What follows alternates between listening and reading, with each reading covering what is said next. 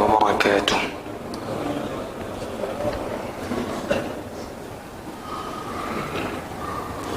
الحمد لله رب العالمين، وصل اللهم على نبينا محمد وعلى آله وأصحابه أجمعين، ومن سار على نهجه إلى يوم الدين. أما بعد، فحياكم الله جميعا وبارك الله فيكم. نسأل الله تعالى أن يزيدنا علما وفقها وعملا. اللهم علمنا ما ينفعنا وانفعنا بما علمتنا وزدنا علما. اللهم جنبنا ما يضرنا في ديننا ودنيانا يا أرحم الراحمين. Hadirin jamaah salat maghrib Masjid Baitur Rahman yang saya muliakan, kembali kita berjumpa pada kajian Kitab Riyadhus Shalihin, masih pada bab taqwa. Kita sedang membicarakan hadis yang keempat dari bab taqwa, yaitu hadis yang disebutkan oleh al-muallif rahimahullah ta'ala, wa an Abi Tarif Adi bin Hatim At-Tai radhiyallahu anhu. Kita sudah sampaikan pertemuan yang lalu siapa beliau sahabat Abi Tarif, sahabat yang bernama Adi bin Hatim radhiyallahu anhu, yaitu Adi bin Hatim bin Abdullah bin Sa'ad At-Tai radhiyallahu anhu. Malam ini kita memasuki kepada sabda Rasulullah sallallahu alaihi wasallam yang sahabat mulia ini nukilkan kepada kita, yang telah dibukukan hadisnya oleh Imam Muslim rahimahullah ta'ala. Adi bin Hatim mengatakan, qala sami'tu Rasulullah sallallahu alaihi wasallam yaqul, aku telah mendengar langsung bahwasanya Rasulullah sallallahu alaihi wasallam beliau mengatakan, dan beliau menyebutkan bahwasanya man halafa ala yamin, barang siapa yang dia bersumpah, thumma ra'a atqalillahi minha, kemudian dia telah setelah bersumpah terhadap suatu hal, dia melihat ada yang lebih baik dari yang telah dia sumpah sebelumnya, ada yang lebih bagus, lebih atqalillah, lebih taqwa kepada Allah dibandingkan sumpah sebelumnya, falyati at-taqwa, maka hendaknya dia melakukan sumpah yang, maka hendaknya dia meninggalkan sumpah sebelumnya dan melakukan perkara yang taqwa. Hadirin saya muliakan, ini bicara sumpah, penting sekali kita memahami pelan-pelan bahwasanya seorang mukmin yang jujur dalam segala pekerjaannya, dalam segala perkataannya, dia tentu tidak akan bersumpah kecuali tujuannya adalah untuk memperkuat apa yang dia katakan. Ya. Maka sumpah ini untuk menguatkan kejujuran seseorang mukmin itu sendiri, untuk menyujudkan validnya dia, dan apa yang didengar oleh lawan bicaranya, orang yang mendengar sumpah dia tambah yakin. Nabi sallallahu alaihi wasallam telah membentuk, telah menyampaikan kepada kita sebuah kaidah yang kuat, kaidah yang legal secara syariat Allah Subhanahu wa taala, yang mana kaidah ini merupakan menjadi manhajnya seorang muslim, menjadi cara hidup seorang muslim yang akan senantiasa mengarahkan perilaku dia. Kita lihat Nabi SAW memberikan bahasa uslub yang luar biasa, dengan bahasa barang siapa yang bersumpah, ini jumlah syartiyah,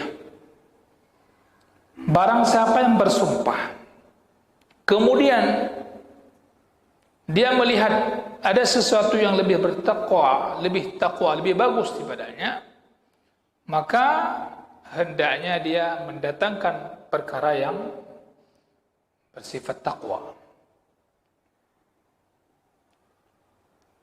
Hadirin saya muliakan,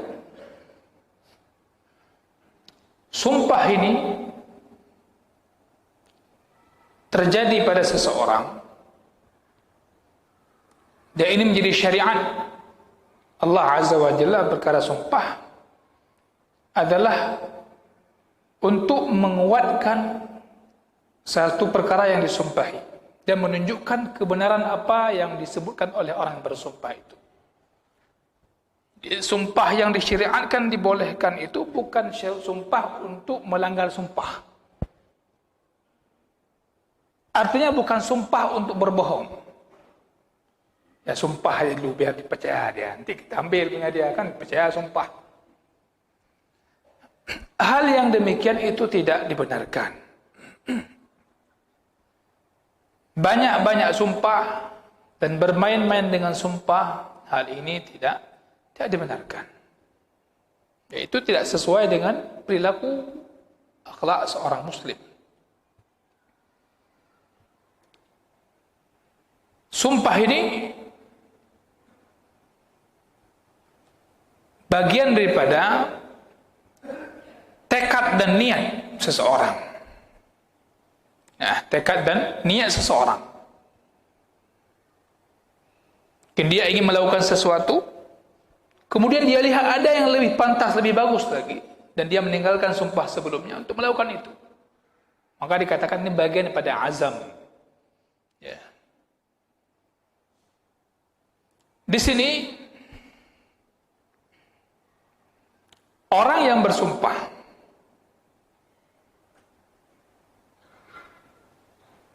ketika dia melanggarnya, maka dia mesti membayar kafarat sumpah. Ini bicara sumpah itu nanti ada namanya al-hil atau takfirul yamin.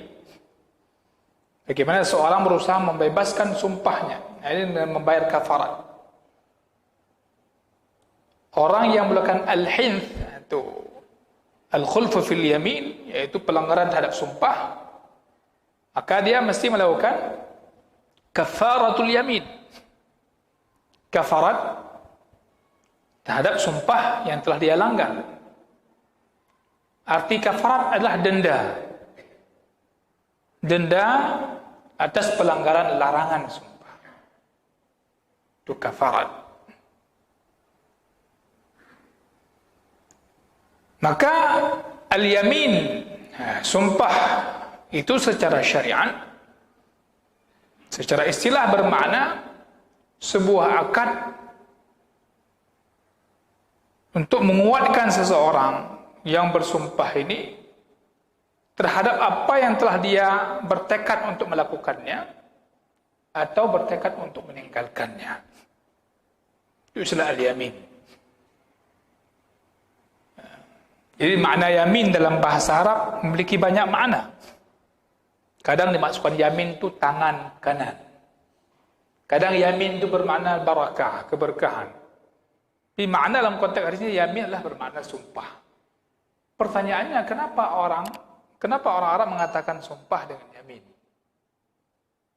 Ya, karena umumnya dulu disebutkan Orang itu ketika bersumpah membuat sebuah aliansi, sebuah persekutuan itu saling memegang tangan satu dengan lainnya. Nah, dikatakan yamin. Ya, itu alasan-alasan yang disebutkan secara bahasa. Hadirin saya muliakan, bahasa lainnya, sumpah yang sedang kita bicarakan ini adalah seseorang bersumpah dengan nama Allah Ta'ala atau dengan salah satu sifat Allah Subhanahu wa Ta'ala terhadap suatu perkara. Ya, itu sumpah. Yang kadang sumpah itu tidak serta-merta itu tuntutan orang lain atau tuntutan hakim misalnya, dalam sumpah. Yang kadang sumpah ini juga sering terjadi dalam kehidupan kita sehari-hari, kita sendiri yang mau sumpah. Ya. Ya. Jadi sumpah itu tidak boleh main-main, kecuali dalam keadaan tertentu untuk menguatkan apa yang kita sedang jalankan, apa yang sedang kita katakan. Dan kita pun jangan serta-merta minta kepada orang, tolong sumpah dulu, sumpah demi Allah dan sebagainya. Baik, maka hadirin saya muliakan, dikatakan dalam bab ini di sini, orang mukmin itu dia melakukan sumpah itu untuk menunjukkan jujur perbuatan dan perkataannya, dan untuk menguatkan apa yang dia lakukan itu benar. Itu konsep orang mukmin.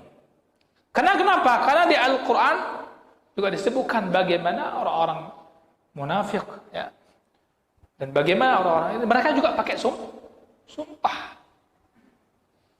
ya, menggunakan penekanan penguatan sumpahnya itu pun berulang-ulang kadang. Sungguh betul-betul aku ini, dan seterusnya. Ya. Seperti Al-Quran menyebutkan, idza ja'akal munafiquna qalu innaka la rasulullah.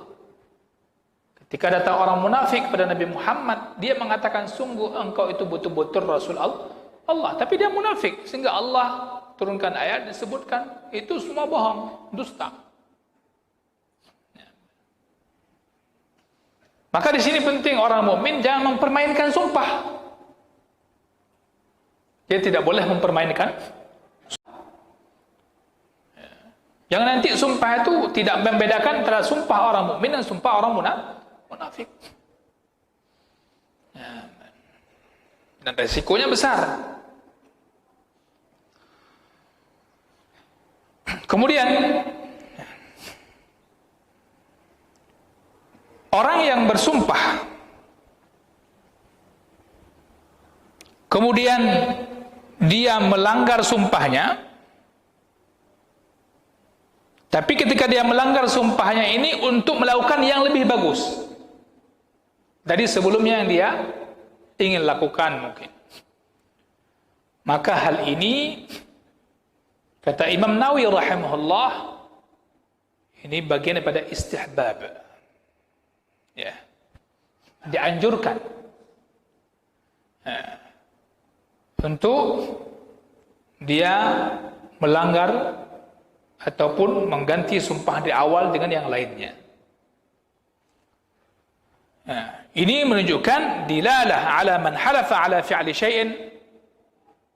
Barang siapa yang bersumpah terhadap perbuatan, sesuatu hal perbuatan atau meninggalkannya, maka dia mengganti ataupun namanya melanggar sumpah tadi untuk melakukan lebih baik, itu lebih dianjurkan. Dan itu merupakan perkara yang juga mengharuskan dia bayar kafarah dalam melanggar sumpahnya. Kemudian jemaah saya muliakan, para ulama mengatakan bahwasanya Allah Subhanahu wa ta'ala memerintahkan kita dalam menjaga sumpah dengan cara yang pertama tidak memperbanyak sumpah, yang kedua kalaupun kita sudah melakukan sumpah jangan dilanggar, andai pun dilanggar sumpahnya dengan cara yang tadi dan dia membayar kafarat. Itu bagian daripada menjaga sumpah. Maka bahasanya ada taraju', membatalkan, mundur dari sumpah sebelumnya untuk melakukan yang lebih bagus. Apa kafarat sumpah? Kafarat sumpah itu Allah sebutkan di surah Al-Maidah ayat 89. Al-Maidah ayat 89. Allah menyebutkan la yu'akhidhukumullahu billaghwi fi aymanikum walakin yu'akhidhukum bima 'aqadtumul ayman. Fakaffaratuhu, kafaratnya it'amu 'asharati masakin. Memberikan makan 10 orang miskin. Jadi ukurannya nisfu sa'. Nisfu sa' itu ya, barang 1 kilo lebih lah, 1 kilo seperempat itu. Beri makan atau beri beras misalnya. Atau orang Arab dulu gandum atau kurma dan seterusnya. Au kiswatuhum, atau memberi pakaian. Ya, 10 orang. Au tahriru raqabah, atau dengan membebaskan, memerdekakan budak. Ini sekarang kan nggak ada, tinggal 2. Yang ada memberi makan atau memberi pakaian. Budak nggak ada lagi. Memerdekakan budak nggak ada lagi. Jika tidak mampu, faman lam yajid fasyamu 3 ayyam. Baru dia kafaratnya dengan puasa 3 hari. Kata Allah, dzalika kaffaratu aymanikum idza halaftum. Ya, itulah kafarat terhadap sumpah apabila seorang telah bersumpah. Ya, ini seperti kata Ibnu Katsir rahimahullah taala, 3 hal ini menjadi kafarat yamin, kafarat sumpah. Ayyuha fa'al, mana saja yang dia lakukan itu maka sah, ya, ijma' para ulama. Maka telah dimulai dari perkara yang mudah, memberikan makan, memberikan pakaian. Karena memberikan makan tentu lebih mudah memberikan pakaian. Kemudian nanti raqabah, sekarang enggak ada lagi merdekakan budak. Kemudian kalau enggak mampu baru dia bayar kafarah dengan puasa 3 hari. Ini kata Allah, "Man lam yajid fasyamu 3 ayyam." Nah, di sini perlu kita ingat mana yang paling afdal. Nah, di sini para ulama berbeda pendapat. Ada yang mengatakan kalau kita lihat ada orang butuhkan, itu lebih butuh makanan, maka berikan makanan. Ya. Kemudian kalau kita lihat berikutnya, maka kita lihat berikan pakaian. Nah, wallahu taala alam. Kebanyakan orang awam salah paham. Di sini ulama mengingatkan, mereka mengira ini pilihan antara puasa atau berikan makan atau pakaian. Alah, tak puasa mentu. Puasa aja. Padahal disuruh apa yang pertama?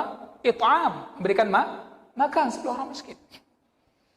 Nah, ini perlu diingat. Dalam kondisi ini mereka puasa padahal masih mampu memberikan makan atau berikan pakaian kepada orang miskin. Maka yang tadi enggak dianggap puasanya. Itu tidak terbebaskan dia daripada tanggung jawab harus membayar kafarat sumpah. Karena ini bukan pilihan. Memang ada sumpah puasa dalam leuro.